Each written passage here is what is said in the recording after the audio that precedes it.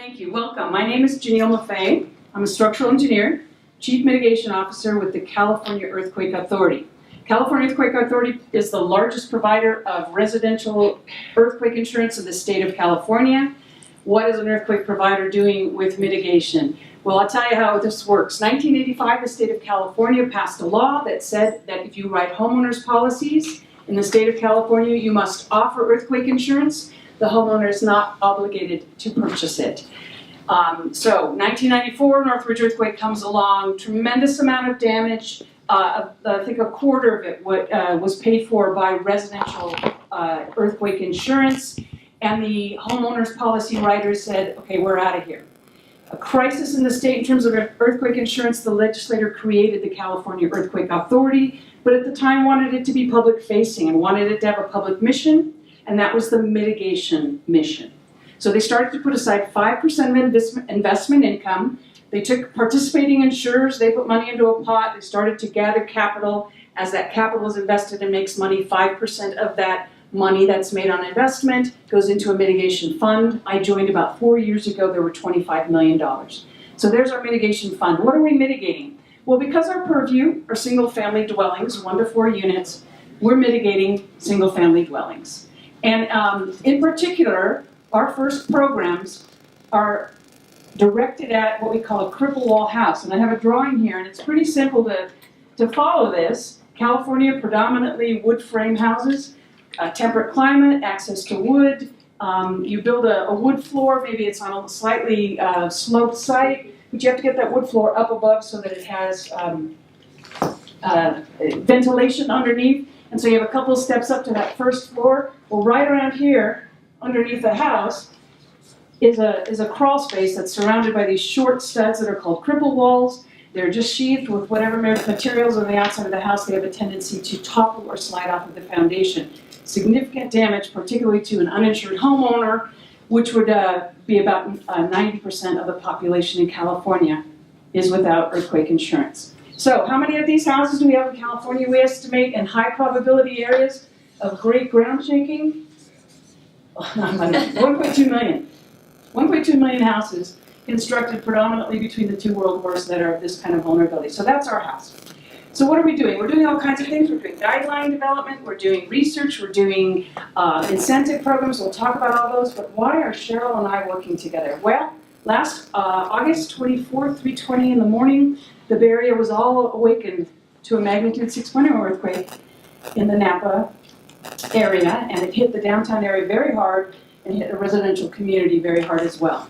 We thought we're going to be doing some very, very extensive research, but here's a 9 square mile shake table test. Let's see what kind of information we could learn that will help us be advocates for the homeowners in California for seismic resiliency.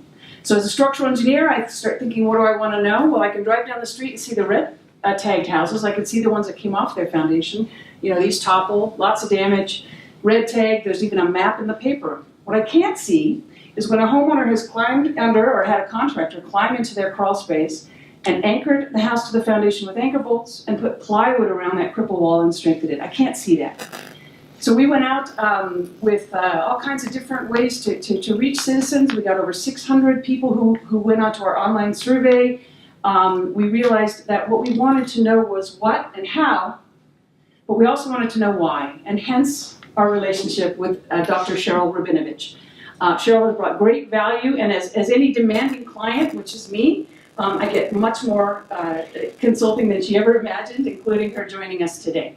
So here's this collaboration. I started out, I take a really interdisciplinary yet applied approach to this kind of work. I started out in geology and environmental planning and thought I was going to be doing planning around natural disasters in California. But then I left that camp a little to become a policy and behavioral scientist, because I felt that was really where the big gaps were. Translating technology and knowledge about hazard and uniting that with knowledge about the economy and the social environment and policies that are going to make interventions happen in that domain. So I've been a federal employee, I've been a professor of public policy, and now I'm a consultant to nonprofits and local governments on their mitigation programming, doing some research, but always in the applied way. My desire to know about theories, and I'm going to introduce one or two big think theories or frameworks to you today, is really to get that work applied in communities and in programs to help magnify their impact. And then try and help you pull that into your own work in whatever community or hazard or all hazards that you're charged with dealing with in your own work, okay? So that's kind of the plan we have. So if I were to give you like an outline of how we're going to use the time, we're going to talk about the issue. We're going to talk about this stage-based theory of how people change their beliefs and behaviors. Then we're going to talk about programs and how they can use this kind of a framework to understand, break down, and refine what they're doing. And then we're going to give you some homework, a charge, to take this back and try and integrate it into your own work. Okay? Any questions so far? Sound good? Okay, back to Janelle for her big issue, her big problem, which we think you might share. So the big issue is here we have some funding. We have some really brilliant engineering, and I'm not counting myself, I'm counting the earthquake engineering professionals in California and around the world, really, to draw on. We have some plans. As I said, we have guidelines, research, incentives. But the question is, so here's all this amazing stuff. Why aren't homeowners knocking down my door, right? Why don't we have people coming to us and saying, give us this wonderful. So we started thinking with Cheryl's help that you want to try and reach people where they are. So as an engineer, and you'll be surprised, I'm the least linear thinker of the two people up here, even as the engineer. But I think very concretely in that you're going to reach people where they are. So you reach them when they first buy their house, right? Point of sale. There's professionals on hand. They're amortizing things perhaps over 30 years. They're thinking about what they're buying. They have consultants there to help them. You're going to perhaps meet them when their family is expanding and they're adding on to their house, right? Once again, there's an opportunity for professionals, perhaps for the building department. And then finally, if I could, I won't use the green, but if I could, put a tree out here and a lovely hammock, you may reach them when they are at retirement age. And particularly in California, you start to look at this single most expensive asset as your retirement. And it becomes very, very important to know that you've protected perhaps the equity that you've accumulated. So there's what an engineer thinks of. So I'm going to use the green. And what I'm going to call these with my green pen are decision moments.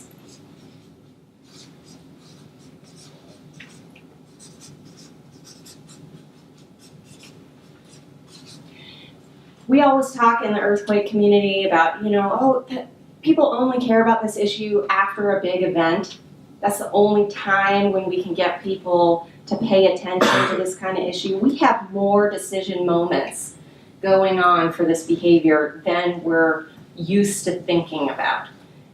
So we're going to come back later to, once we develop some messages, to talk about how we can integrate the policies and the programs into the decision moments. Who here is trying to get somebody to do something in their job? Would you take a moment, please, do us the favor of taking these lovely little pieces of paper and pens that everybody has had in front of them this whole session, and just write down a couple of phrases, one sentence that describes what it is you're trying to get people to do. Pick one example. It might be trying to motivate your funder to give you more money. It could be trying to motivate a homeowner to do mitigation on their house, which is sort of Janelle's focus issue. The rest of her agency is focused on trying to get homeowners to buy insurance. Those kinds of examples. Take a moment, write it down. Do the right thing. Do the right thing. Okay, can you give me some description of what right thing Sure. is? Dealing with municipalities and looking at their assets. There's one way to take care of it is the right way. The wrong way is when the asset is devalued and not working properly. Okay, so who is the person who needs to take action or the group? Is it a city council? Chief Executive Officer of the utility. Okay, so we got a who and a So what. CEO is gonna make directives to manage money wisely. So he needs information to do that. We'll get to what he needs. That's a great example. Anybody else want to share from their own work? In the back there. Persuade state and federal agencies to see some relationships that they should have or that relate to their programs pertaining to disaster mitigation and disaster recovery. Okay. So if they had that belief and perception, what would they do with it? What do you desire that they will do with it after they come to that realization? In this case, it would be merging the directives and the incentives that go out to states and localities in their normal blue sky, non-disaster program administration. Okay, I will try and paraphrase. You are hoping that leader is going to synthesize and bring together a lot of different efforts to apply them in a more holistic way. Yes. Does that sound good? So here, Okay. State leaders, you were saying state and federal leaders. This is kind of interesting because we're focusing in on decision makers and kind of what I would call moving up in the hazard mitigation system. Trying to make our bosses, our funders, our public officials lead more, better, smarter, higher priority of our issue among all the things they're trying to work on. Well, it actually works the same when we're moving down into homeowners. Okay? That's what we're trying to get them to do too.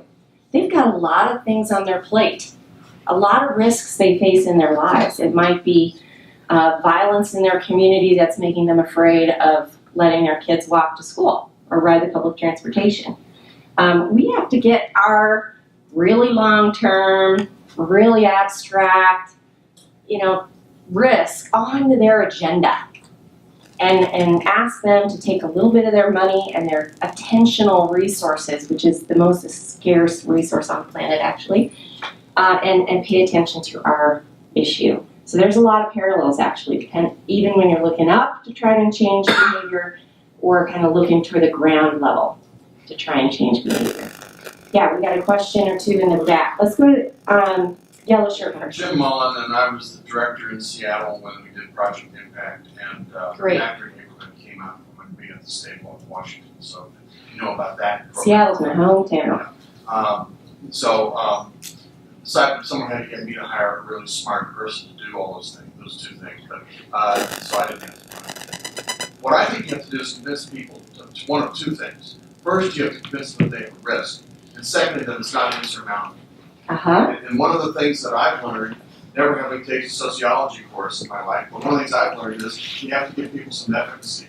Yeah. They have to understand that this is a risk, but it'll be so much worse if you do nothing. And if you do a few things, you can minimize that risk to a great extent.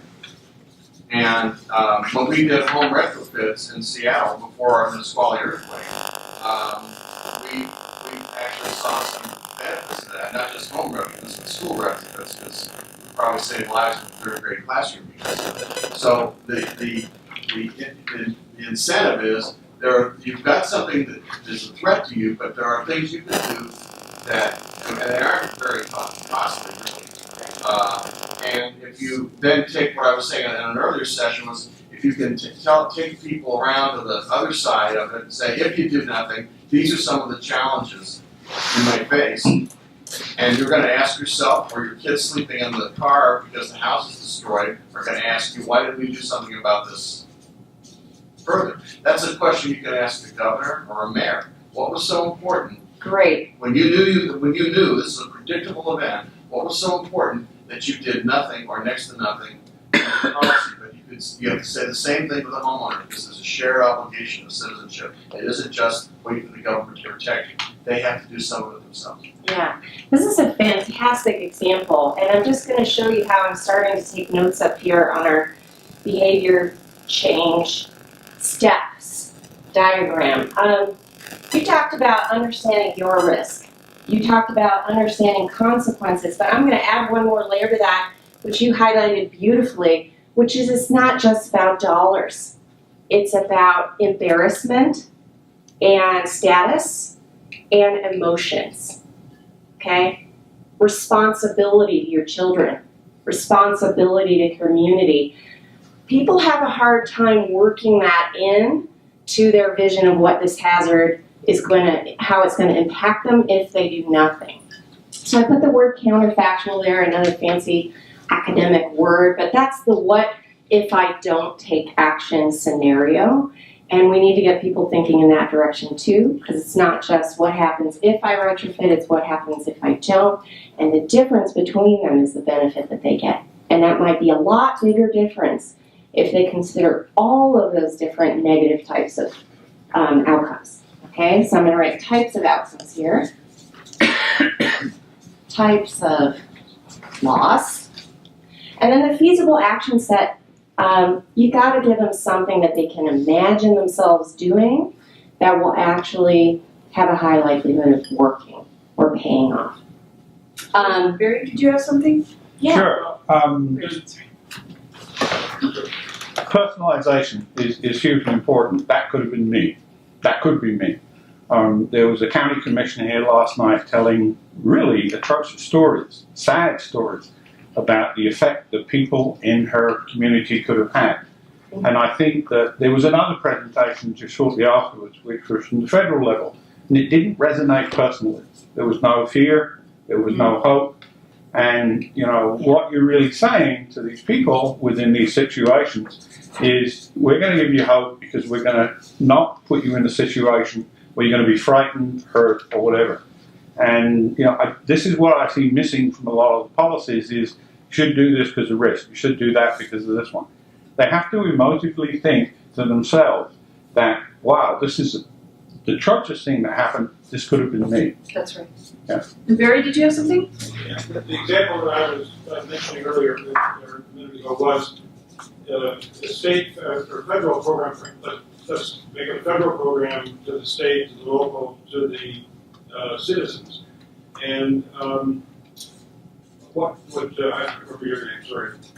Cheryl? Cheryl. Sure. Yeah. Cheryl, No what you said about factors of eco or hydrocarbon, I assume that those are going to apply in this analysis or diagram at all levels. And so the reason that the federal agencies aren't collaborating, and then in the example that I'm thinking about, it actually does in the end get to the homeowner, the factors that these programs, and this specific one, which we shouldn't bog down on the specific, is in Seattle. It is in county and the state and the incentives that they have across the board. Nothing related to disasters, but I think that's because they don't see this pertaining to earthquakes and disasters in Washington.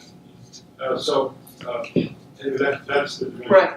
And while Cheryl is writing, I would ask, are sometimes the leaders too far removed from the affected folks?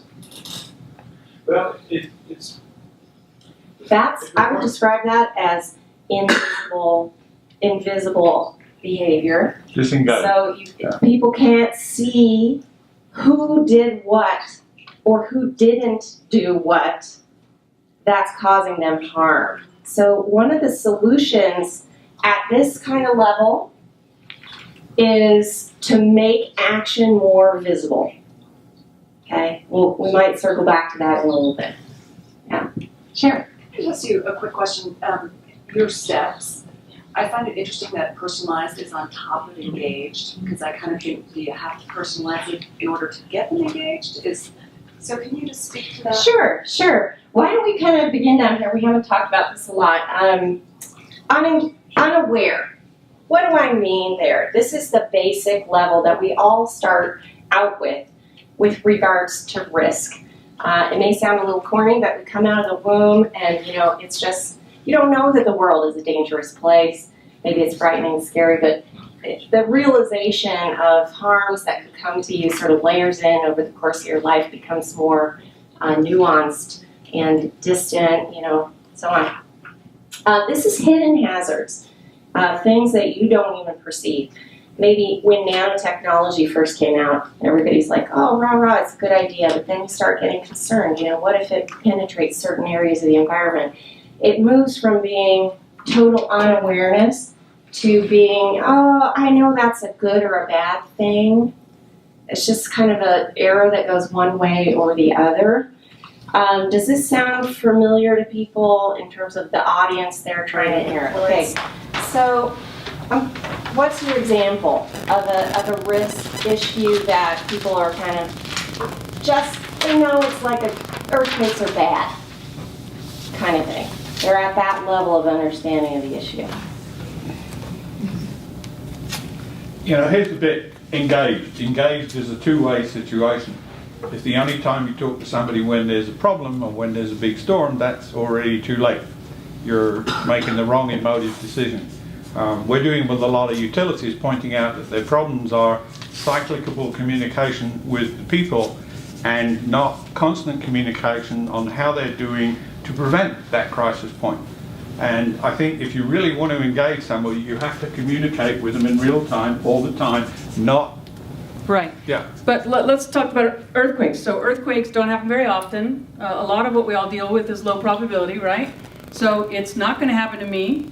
It did happen to me, but I don't realize it happened 90 miles away, and I really didn't, suffer as I could. Didn't happen to me, won't happen to me, happened to somebody else. Yeah, this is how people often feel about events that happen overseas. It's really easy cognitively to tell yourself a story that, oh, we're different than Iran.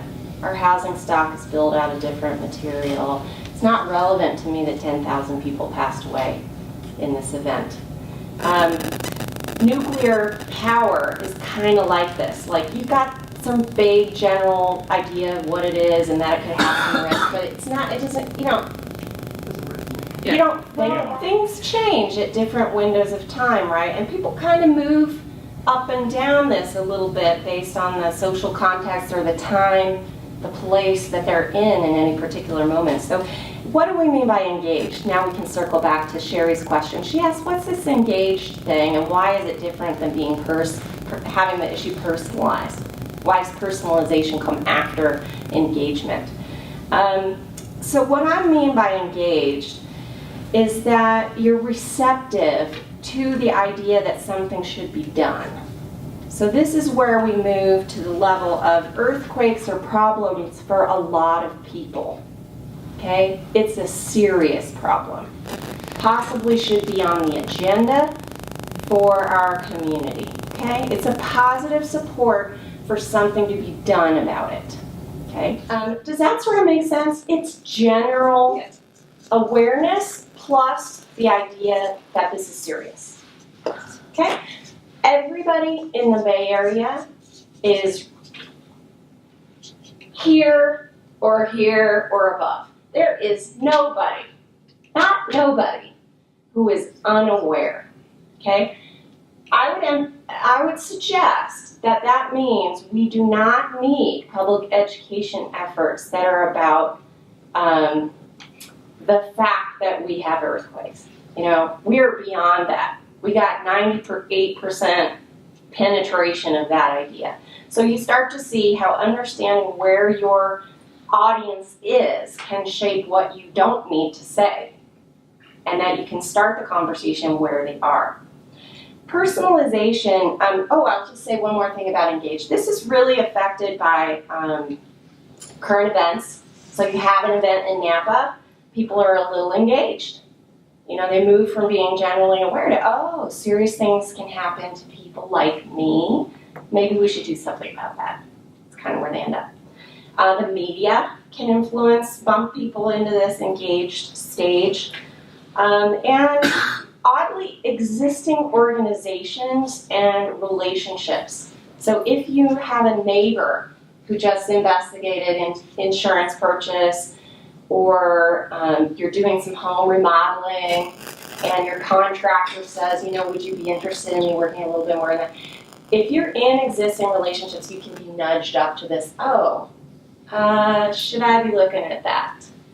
But you don't yet have the information that you need in order to know what are the consequences going to be for you. And that's where personalization comes in. You're diagnosing your own risk and understanding those consequences, how big they are and what types they are. And what you need to do here in this stage is search for information.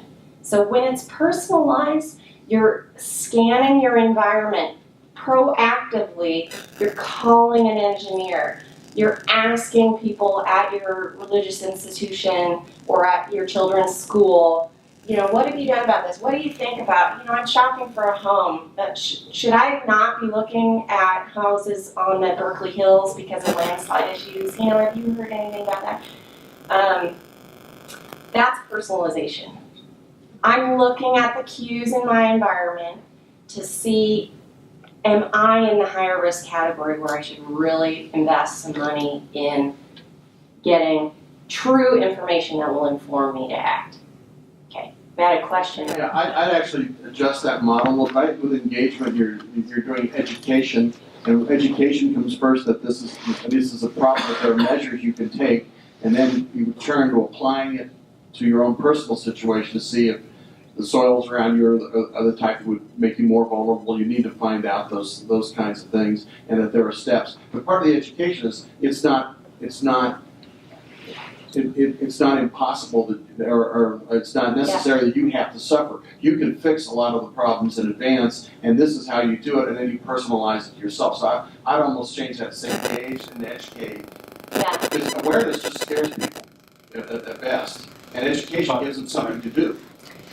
Okay, so wonderful points, all very sage pieces from someone who's done a lot of this work in the field. Let me try and incorporate them on our board here by saying that these two steps are really linked and they go together. The messages go together. You've got to get people to personalize at the same time. They're just not going to personalize unless they have a sense from people they kind of trust that there's feasible action set available to them. So that kind of has to come as a package. So I completely agree with you there. Personalized, so here's like the indicator statement for personalization. There's a real chance that earthquakes could affect me. Okay. And I use the word cues. Cues is about simple signals that you are at higher risk. I have a pre-1950 home. I'm on a really steep slope. I have an open garage that is underneath my entire building. I live 50 meters or less from the Hayward Fault, and that's actually true for me. Go ahead. Hi, Jonathan. My name is Pete. I'm sort of thinking about buying a house similar to yours, and you're on a slope. So have you had any problems with slippage or earthquakes or bits and pieces? Hi, my name is Pete Baston from CEO of the California Department of whatever. We think you should do this, that, and the other. Personalized is personalized. It's engagement.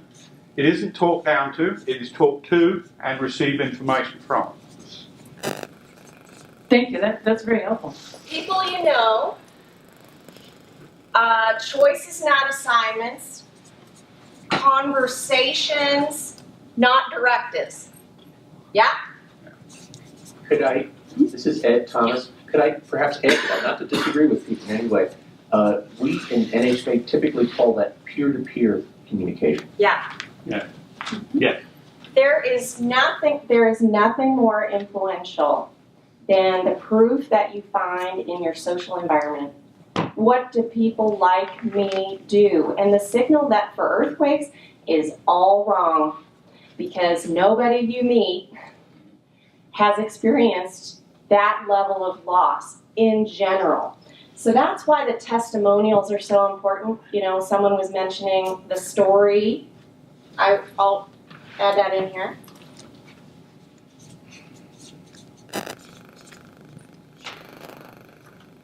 not numbers. Stories are what resonate with people. They're what they can tell to other people. But the social environment is not working in our favor for earthquakes, because when people turn out to their neighbors, they get a blank wall back at them. They don't get any sense, and they can't experience earthquakes a lot, so there's no frequency. Really challenging psychological circumstances in which to give people information that they're ready to hear